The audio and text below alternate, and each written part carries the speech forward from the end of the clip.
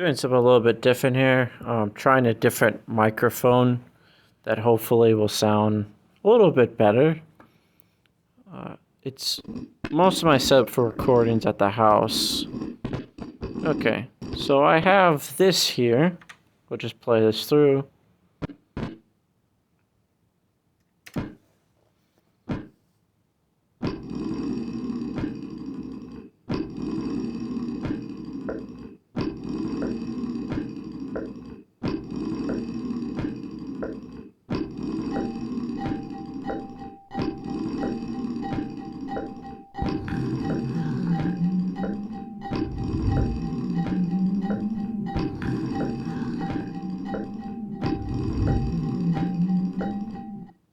Okay, so what this is, if we stop at a particular image here, this, can't pan around, interesting.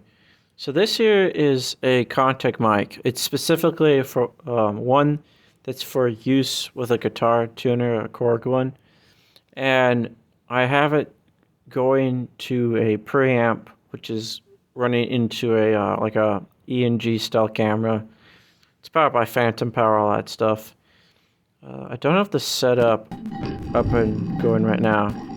So basically, from an audio perspective, if we take this here and we just solo that for a second,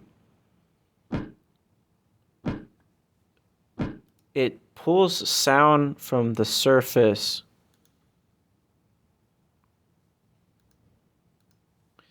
It pulls sound from the surface of an object.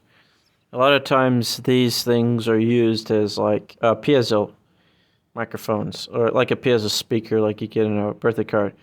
But they're used as pickups, and one reason why pickups sound bad is that they're not pulling from the whole instrument, they're pulling from a specific contact point.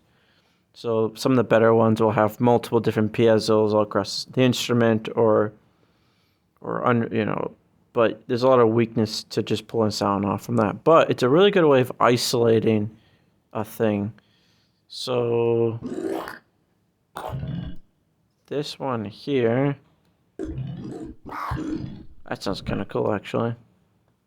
So if we solo this one, it's attached there, right? And it's pulling the sound. So that means we can send all of the... Is it just the one bus? It is. That's weird. No, it's two buses. Delay bus and a reverb bus. So because it's such a dry signal, not a lot of room sound, we can send it into distortion for some reason.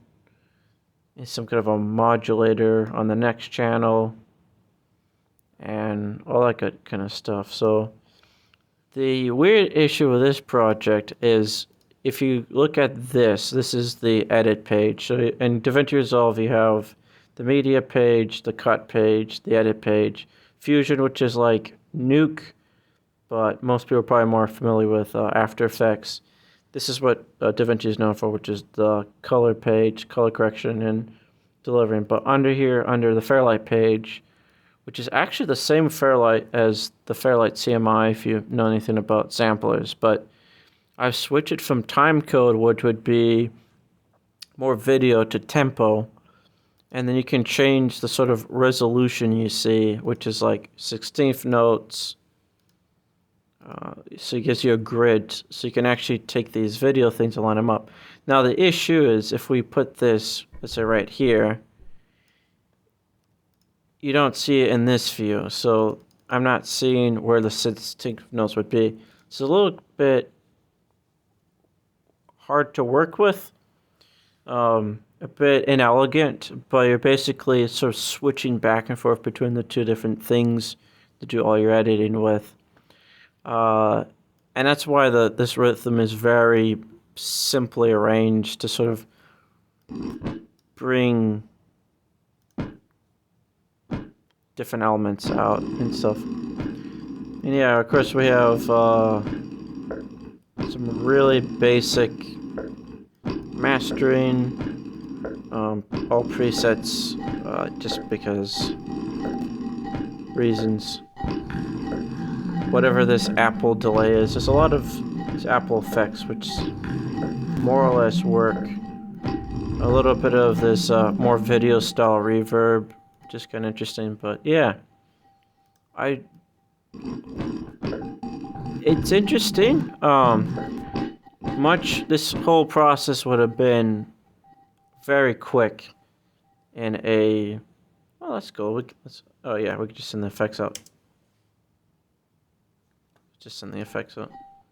So you're just hearing the different buses. That's the reverb, and that's everything. Neat.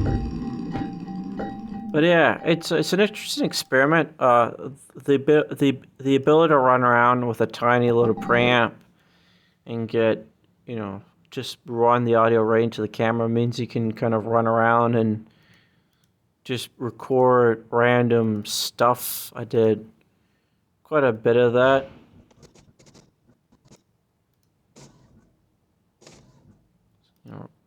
Printers,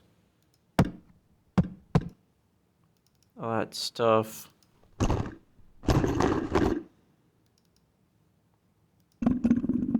Like I said, it's deployed from the contact point because it's a contact mic.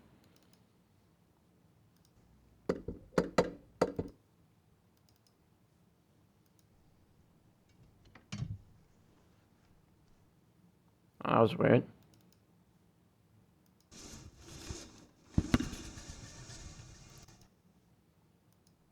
As you can see here, the edit point. So yeah, with something Alright.